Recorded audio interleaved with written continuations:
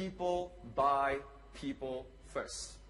In other words, before a person buys your product, before a person buys your service, before a person buys your ideas, you got to make sure that they buy you first.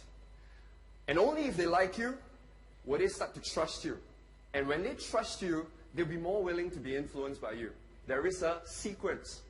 And so that was when I realized that how she felt about me was actually a very big part of the decision-making process.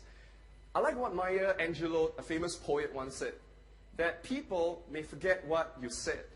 People may even forget what you did. But people will never, ever forget how you make them feel. And that was when I realized that I need to do something to salvage this meeting. Now, as you can imagine, it was a gone case, right? You know, the meeting went downhill, but I was excited, and I actually begged for another 15-minute meeting with Empress Dowager. I said, you know what, give me some time, let me get back to you. But this time around, I decided to change my strategy.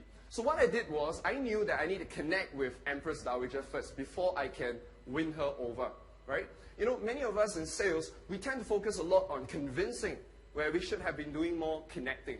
In sales, we're doing a lot of selling, where we should have been doing more bonding. In sales, we do a lot of telling, where we should have been doing more questioning and listening. So this time around, I met her number two, somebody who was very close to her. Fantastic relationship with her. And I met her and I said, you know what, Alice, I'm sorry, I flopped the meeting. Your boss doesn't like me. And Alice said, my boss doesn't like anyone. That made me feel a bit better. So I said, okay, you got to tell me something about your boss, right? What's the background? And she said, my boss is in finance, right? So her favorite word that she likes to use is ROI. You guys heard of this word? Return on investment, right? It's a very popular word. I said, okay, tell me something lighthearted about her. You know, what's something interesting about her? And she said to me that my boss likes to eat. You can see from her size.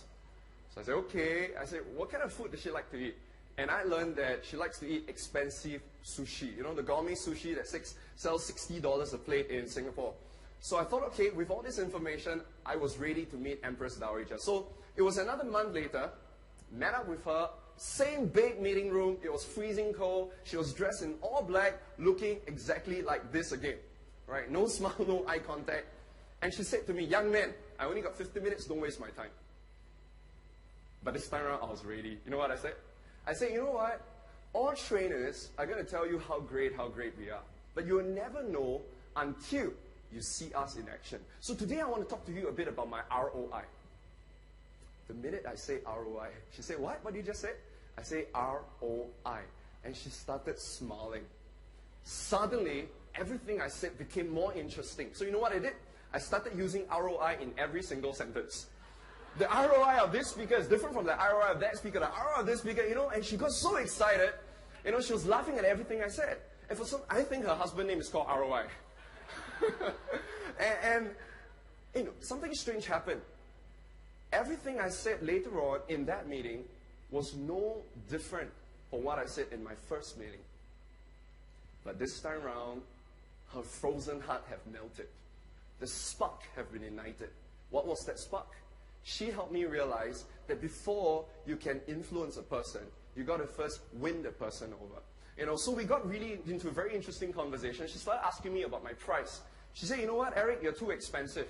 You know, everybody is going to tell you you're very expensive, especially in Asia, right? Because we love discounts.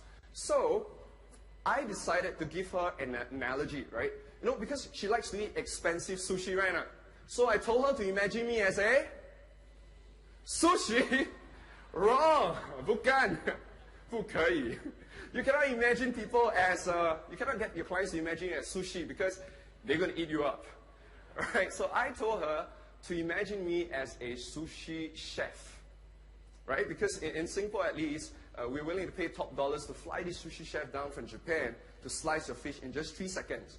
But people are willing to pay. So I told her this, I say, you know, ma'am, you're willing to pay for this Japanese sushi chef to slice your fish because they took 30 years to master how to slice a fish in 3 seconds.